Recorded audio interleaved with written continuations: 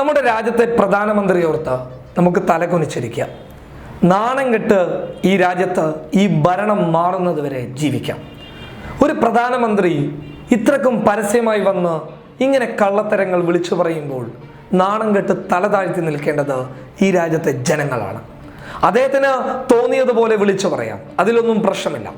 വാരണാസിയിൽ ഇന്ന് അദ്ദേഹം പ്രസംഗിക്കുകയാണ്. കേരളത്തിൽ BJP പ്രവർത്തകർ പ്രവർത്തിക്കുന്നത്, തിരഞ്ഞെടുപ്പ് പ്രചരണത്തിന് ഇറങ്ങിയത് ജീവൻ പണയപ്പെടുത്തിയാണെന്നാണ്. എന്താണ് അത്രത്തോളം വലിയ സാഹചര്യം കേരളത്തിലെ BJP പ്രവർത്തകർക്ക് ഇവിടെ ഉണ്ടായിട്ടുള്ളത്? നേരെ തിരിച്ചല്ലേ നമുക്ക് അവരിൽ നിന്നും നേരിടേണ്ടി വന്നിട്ടുള്ളത്. സത്യങ്ങൾ വിളിച്ചു പറയുമ്പോൾ, BJPക്കെതിരെ ആരോപണങ്ങൾ ഉന്നയിക്കുമ്പോൾ, ചില സത്യങ്ങളെ തെളിവുകളോടുകൂടി തുറന്നു കാണിച്ചു കഴിഞ്ഞാൽ ആക്രമണങ്ങൾ വരെ അവരിൽ നിന്നും നേരിടേണ്ടി വരുന്നത് ഇവിടുത്തെ നല്ലവരായിട്ടുള്ള മാധ്യമപ്രവർത്തകർ, നല്ലവരായിട്ടുള്ള പൊതുപ്രവർത്തകർ, രാഷ്ട്രീയ പ്രവർത്തകർക്കല്ലേ? ഇതല്ലേ സത്യം? കേരളത്തിൽ ശബരിമല വിഷയം വന്നപ്പോൾ അവരുടെ തോന്നിവാസ്യങ്ങൾ നമ്മൾ കണ്ടതാണ്. എത്രത്തോളം തലകുനിച്ചു നിന്ന് നമ്മൾ ആ കാര്യങ്ങളൊക്കെ വീക്ഷിച്ചു എന്നുള്ളത് മനസ്സിലായി കാണും.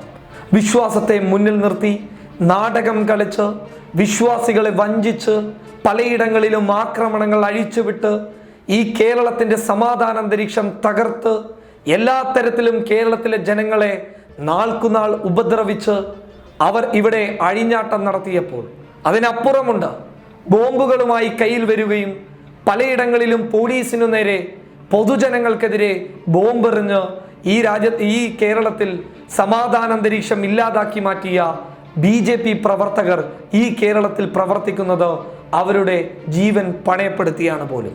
ചിലപ്പോൾ നരേന്ദ്രമോദി പറഞ്ഞ കാര്യം നേരെ തിരിച്ചു പറഞ്ഞാൽ, അതായത് നേരെ തിരിച്ചു ചിന്തിച്ചു കഴിഞ്ഞാൽ നമുക്ക് പറയാം, ചിലപ്പോൾ അവർ ജീവൻ പണയപ്പെടുത്തി തന്നെയായിരിക്കാം ജീവിക്കുന്നത്. കാരണം കയ്യിൽ ബോംബും തോക്കുമൊക്കെയായി മുന്നോട്ട് പോകുമ്പോൾ എപ്പോൾ പൊട്ടും എന്നറിയാതെ ജീവിക്കുന്നത് ചിലപ്പോൾ ജീവൻ പണയപ്പെടുത്തി എന്നുള്ളതായിരിക്കാം. അതായിരിക്കാം ചിലപ്പോൾ നരേന്ദ്രമോദി ഉദ്ദേശിച്ചത്. ഈ കേരളത്തിൽ ഒരാൾക്കും, ഒരു രാഷ്ട്രീയ പ്രവർത്തകനും ജനാധിപത്യ രീതികൾക്കപ്പുറത്ത് ഒരു തരത്തിലും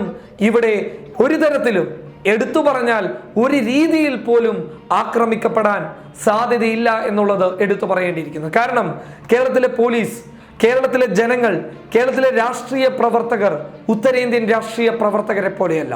അവർക്ക് വ്യക്തമായിട്ടുള്ള ലക്ഷ്യങ്ങൾ ഉണ്ടെങ്കിൽ പോലും അവരൊക്കെ മനുഷ്യത്വമുള്ളവരാണ്. എല്ലാത്തിനും അപ്പുറം മനുഷ്യൻ എന്നുള്ള വാക്കിന് കൃത്യമായിട്ടുള്ള പരിഗണന നൽകുന്നവരാണ്.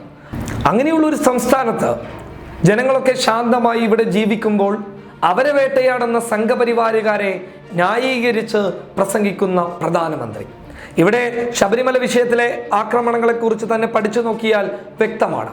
വാരണാസിയിൽ മോദി പ്രസംഗിക്കുമ്പോൾ ചിലപ്പോൾ വിചാരിച്ചു കാണാം, എൻ്റെ ഈ പ്രസംഗം കേരളത്തിലേക്ക് കടന്നു പോവുകയില്ല, കേരളത്തിലെ ജനങ്ങൾ മനസ്സിലാക്കുകയില്ല എന്നുള്ളത്.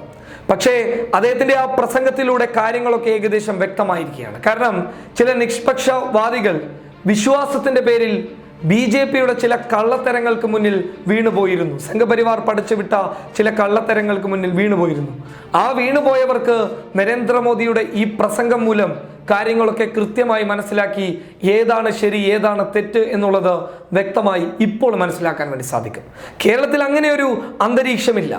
BJP പ്രവർത്തകനാവട്ടെ, കോൺഗ്രസ് പ്രവർത്തകനാവട്ടെ, മുസ്ലിം ലീഗിന്റെ പ്രവർത്തകനാവട്ടെ, CPM കാരനാവട്ടെ, എല്ലാവരും ശാന്തമായാണ് ഇവിടെ ജീവിക്കുന്നത്. ആക്രമണങ്ങൾ അഴിച്ചുവിടുന്ന ഒരു വിഭാഗമുണ്ട്. അത് എല്ലാ രാഷ്ട്രീയ പാർട്ടിക്കാർക്കിടയിലും ഉണ്ടെങ്കിൽ പോലും അത് കൂടുതലുള്ളത് ഈ സംഘപരിവാറുകാർക്കിടയിൽ തന്നെയാണ്. കാരണം അത് നമ്മൾ വ്യക്തമായി കണ്ടതാണ്. വ്യക്തമായ തെളിവുകളോടുകൂടി അതിനെ വ്യക്തമായി കണ്ടെത്തി പോലീസ് തന്നെ അവരെ ശിക്ഷിച്ചിട്ടുണ്ട്. ബോംബുകളും തോക്കുകളുമായി നഗരമധ്യങ്ങളിലേക്ക് ഇറങ്ങി അരക്ഷിതാവസ്ഥ സൃഷ്ടിച്ചെടുത്തത് ഈ BJPയുടെ സംഘപരിവാർ പ്രവർത്തകരാണ്. അല്ല എന്ന് നമുക്ക് പറയാൻ വേണ്ടി സാധിക്കില്ല. അങ്ങനെ ഇരിക്കുന്ന ഒരു സംസ്ഥാനത്ത് ആക്രമണങ്ങൾ അഴിച്ചുവിട്ട് ഈ കേരളത്തിന്റെ സമാധാന അന്തരീക്ഷം തകർക്കുന്ന സംഘപരിവാരുകാർ ഇവിടെ ജീവൻ പണയപ്പെടുത്തിയാണ് ജീവിക്കുന്നത് എന്ന് പറഞ്ഞ നരേന്ദ്രമോദിയോട് ഒരു ലോഡ് പുച്ഛം അറിയിക്കുന്നു. കാരണം വേറൊന്നും കൊണ്ടല്ല, ഒരു പ്രധാനമന്ത്രി ഇങ്ങനെ തരം താണു പോകാൻ ഒരിക്കലും പാടില്ലായിരുന്നു, ഒരിക്കലും ചെയ്യാൻ പാടില്ലായിരുന്നു. രാഷ്ട്രീയത്തിനൊക്കെ അപ്പുറത്ത് കൃത്യമായിട്ടുള്ള വാക്കുകൾ തന്നെയാവണം നിങ്ങളിൽ നിന്നും കടന്നു വരേണ്ടത്. ആ വാക്കുകളിൽ രാജ്യത്തെ ജനങ്ങൾക്ക് അഭിമാനിക്കാനുള്ള അവസരങ്ങൾ നൽകേണ്ടവനാണ് യഥാർത്ഥ പ്രധാനമന്ത്രി. അല്ലാതെ നിങ്ങളെപ്പോലെ രാഷ്ട്രീയം കലർത്തി ഭരണ സംവിധാനങ്ങളെപ്പോലും നിങ്ങൾക്ക് ആവശ്യമായ രീതിയിൽ ഉപയോഗിച്ചുകൊണ്ട് നേട്ടങ്ങൾക്ക് വേണ്ടി രാജ്യത്തെ ജനങ്ങളെ ഉപയോഗിക്കുമ്പോൾ കൃത്യമായ ഒരു കാര്യം നിങ്ങൾ മനസ്സിലാക്കണം. ജനങ്ങൾ തിരിച്ചറിയും ഒരു നാൾ. News desk public Kerala.